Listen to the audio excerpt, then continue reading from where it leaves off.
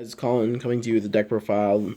This is the Kozmo deck I top forward. We'll split top four of a case tournament in Maryland, Baltimore, Maryland. With this deck is really good, and I think it's probably one of the best decks, if the best deck, if Monarchs didn't exist. Monarch is a really hard matchup for this deck, and there's a lot of it right now. It's probably one of the most popular decks, if not the most popular deck. And I would not suggest playing this in a field full of Monarchs. But if your area doesn't have many Monarchs, or you're gonna play this deck regardless, then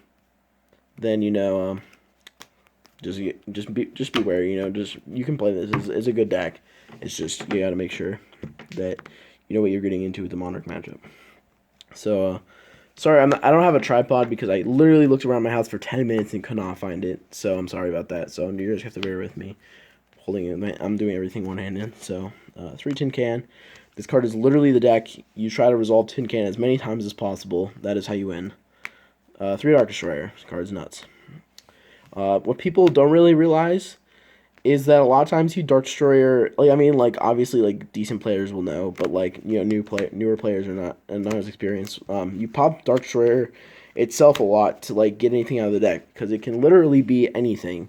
Dark Destroyer can be any of your Kozmo monsters. So turn 1, popular play you'll do is you go summon guy, Dark Destroyer, kill itself, get Strawman effect, get back Dark Destroyer, end phase Dark Destroyer, kill itself, get out Tin Can, and then you use Tin Can. You have Strawman, Tin Can. Another combo with I run Strawman. Hold on a second. Let me hand this deck out real quick. With just Dark Destroyer killing itself, I just want to. If you open Itelli, Kozmo Town, Dark Destroyer, this is a really good combo. And it's a +3, but you're just getting a bunch of big ships. Here, you'll see. So you Itelli out Strawman effect, get Dark Destroyer, pop itself, get a Tin Can.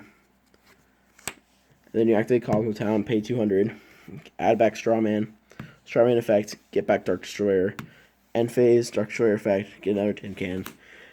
End phase, you use both Tin Can's effects because it's not once per turn. The pay life to add is not once per turn. So you do that, but its banish effect is only once per turn. So you just use the one that you want to summon on your end phase. You just use one of the Tin Can to summon, and then you have, this is 3 cards. You're ending with 8 cards, and 2 of them are just Dark Destroyers. They're just big ships that are just good. So that +3 is just really relevant because they're just relevant cards that you're adding. They're not just random things. So, yeah. So, obviously, one Strawman. I'll just leave this out. I'm not going to just, put it back. 3 Slip Rider. You go through this guy a lot is really important. Making Infinity is also really important in this deck. The fact that this deck can make Infinity pretty easily is very good against everything. 2 Farm Girl. You only want her when she can connect. She's literally just a worse version of every other Kozmo monster that banishes if you can't attack directly. So you just run 2 for the play where you summon, attack, get Dark Destroyer, banish for Dark Destroyer, kill itself, get Farm Girl, attack again, and then you get Kozmo Town to add back Dark Destroyer. Or if you use one early game or Tin Can one early game, you just need another in deck. But yeah, you never want her unless you can connect with her. And this deck can, have 3 Itelli, 3 Dark Destroyer to get her, Tin Can. There's just a bunch of ways. Everything can tutor itself, so you don't need any more than 2 in the deck. 2 Wicked Witch to float into. 1 Strawman, I already explained that.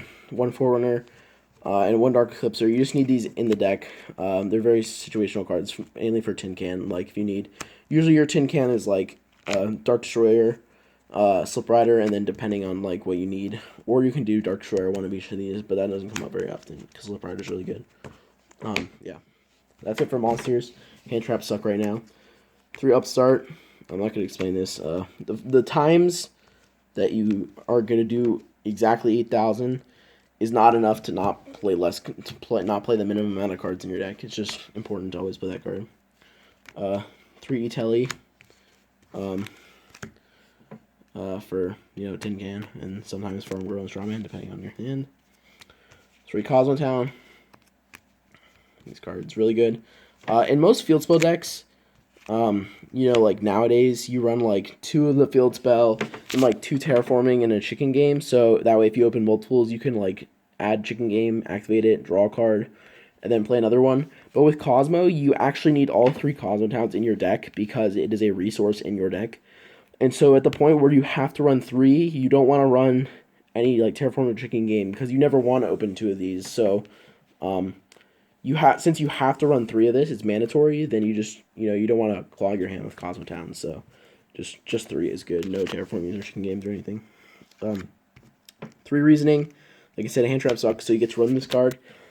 The problem with this deck, and most decks actually this format, is that the ceiling is really low. And if you don't know what the term ceiling is, it's what the deck can do in 1 turn. So I'll give you an example. Say Satellar Knights.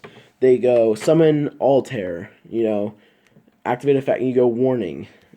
And then they just have to stop. They can't do anything else in 1 turn except if they have like a Call of the Haunted. Now let's go Mermails. You go ditch Dragoons for Mermailbisius. You go Solemn Warning Abysseus. Okay, Dragoons, add something. And then you can have your normal summon, you have instant fusions, you have Megalo.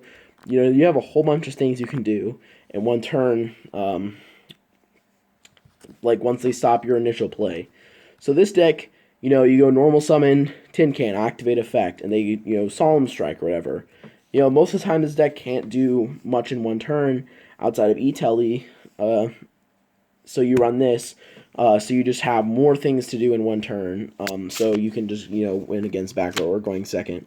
Also, this is a really powerful card, just like, all your guys are really, really good to free summon, it's just like, it's literally a free summon of any of these, which is just a really powerful card.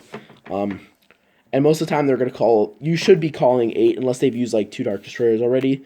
Because Dark Destroyer can be anything. So say like, for example, you would call Slip Rider. You're like, oh, I don't want them to hit a Slip Rider. So you call 5. If they hit Dark Destroyer, they can just pop itself to get Slip Rider. So it's just irrelevant. So you just always call 8. Because, yeah. If it's early game at least. And then 2 Instant Fusion. This is the last card. This also is to help with the ceiling of the deck. Going first, a lot of times you can just summon Slip Rider, Instant Fusion for Panzer Dragon, and make Infinity, which is just good against every deck right now. Turn 1 Infinity has never been bad. Outside of that, which your deck always has access to Tin Can, you just send a level 4, and then a free rank 4 in Kozmo is just insane. This deck, like, its power is very high. So if you just get to do what the deck normally does on top of just like a free level 4, you're normally going to win the game. Or free rank 4, sorry. Traps. 3 Call the Haunted. I run like 20 of these if I could. I wouldn't run Oasis because the defense position is way too relevant. It comes up literally every time. So it sucks. The max of them you can run is 3. But, but you definitely run it. You don't cut it for anything. 3 Cosmojo. And then 4 Solemns. These are really the only good traps right now. The only one is like Bottomless is like okay.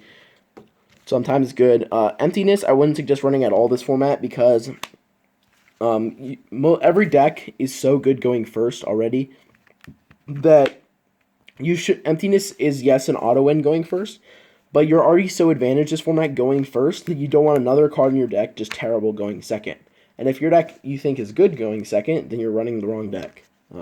Your deck is underpowered compared to everything else, or there's something wrong. This format, it kind of sucks that it's this way, but is very die roll oriented, and so you want to your deck is going to be better going first if you have a decent competitive deck. Now for extra deck, Felgrand. This doesn't come up much, but I made everything in my extra deck for. Gimmick Puppet. I run this like Volcasaurus and Heartland Draco. It's just like cheesy ways to win the game. This deck can put out a lot of damage, so just like burn spells are just relevant. Like, it doesn't cost, you never have to draw a Gimmick Puppet, so the fact that you can just have like a 4,000 burn spell at your access when the situation comes up is just very valuable since this extra deck isn't very tight. These obviously, this is usually when you just need to bounce something on field and kill them like in defense position or whatever. It doesn't come up too much. You can cut this for something else. I just didn't know what else. This is the only thing I would change. But I just don't know anything better. Volcasaurus Gaia, like I said, with the you can just win games off these cards just for free. Emerald, Castel, Dweller, and Harlan Draco for instant fusion. You know, this card's great with Tin Can. It's always live. Just the fact that if you can make a rank 4, and if you can, you make that a lot.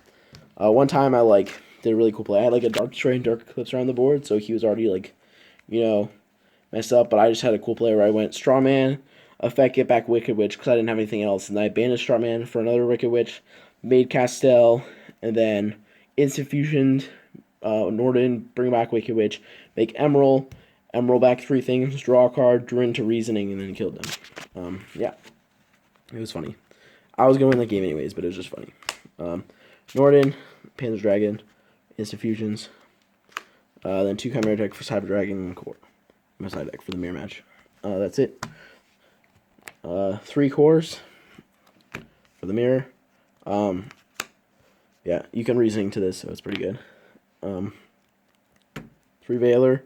This is for going second against Pendulum because it stops them from doing it, and also if you draw it outside of turn 1, it stops Ignister, which is the only card you really care about. And then it's good against Monarchs too, because if you stop their tour guide, they just can't play. And you have to stop them from their engine going. Once their engine is going, you're pretty much dead. 3 Kaiser, because it's a cheesy card that just wins games for free. 3 Twin Twister. Also, Kaiser, I should mention, sometimes in the Monarch matchup, if they have a guy, and you have a guy, they can't Stormforth you, which is why this deck loses a lot, so it can be relevant. 3 Twin Twister because this deck doesn't have a high ceiling, you need to pop back rows. And then 3 Master Restrict, because the Monarch matchup's pretty much unwinnable. Yeah, that's the deck. Like I said, I wouldn't recommend this if you're going into a big tournament or if Monarchs is heavily played around your area, but it's a very good deck outside of that matchup. So, yeah, let me know what you guys think. Thanks for watching. Bye.